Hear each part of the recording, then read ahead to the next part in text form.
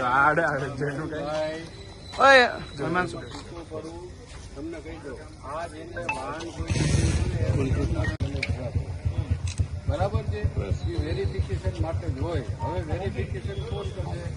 મોબાઈલથી આ લોકોને એને આપી દીધું, એને આવી છે કેટલું વજન છે, શું છે, આ છે ના પાડતા. વેરિફિકેશન એટલે જે જે રીતે કામગીરી કરવામાં આવી છે, શું એને લઈને કોઈ વિરોધ છે કે શું માંગણી છે આપની?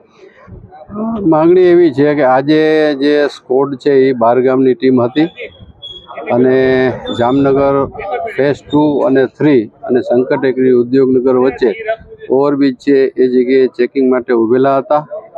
એ લોકોએ 5-6 વાહનમાં હેરફેર થતાં માલને ચકાસણી કરતા એમની સાથે ડોક્યુમેન્ટ ન હોવાને કારણે રોકેલા હતા.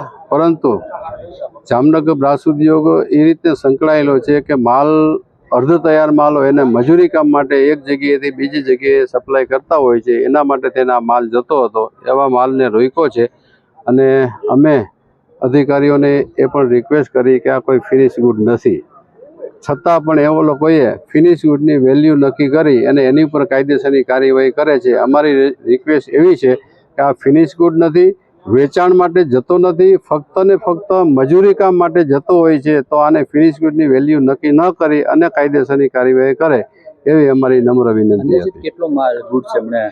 માલની વિગત મને ખ્યાલ નથી, પરંતુ અલગ અલગ નહીં, કોઈ વાહનમાં કોઈમાં 300 કિલો, કોઈમાં 400 કિલો, કોઈમાં 500 કિલો, લગભગ 6 વાહનો ડિટેન કરેલા છે.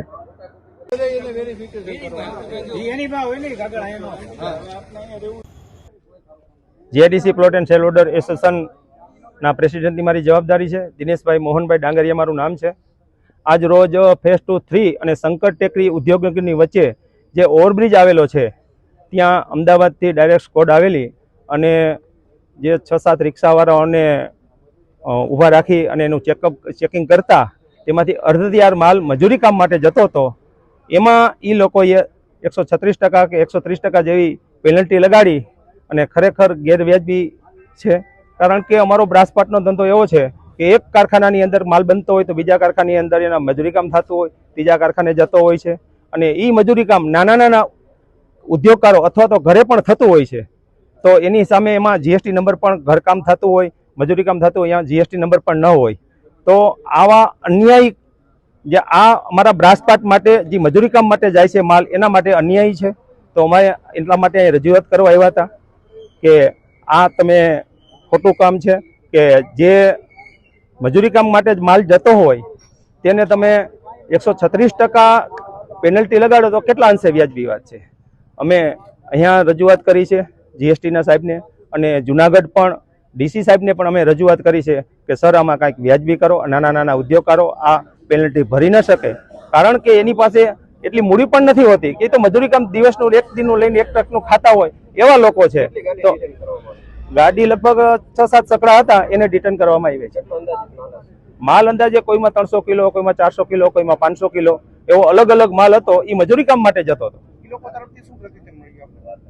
એ લોકો તરફથી તો એ કહેવામાં કાંઈ કીધું નથી અને સીધા બધાને ડિટેન કરી અને અહીંયા લાલ બંગલે જીએસટી ઓફિસે લાવ્યા છે બધાને. કેટલો માલ લઈ લો? ઈ ક્યાં છે બધું?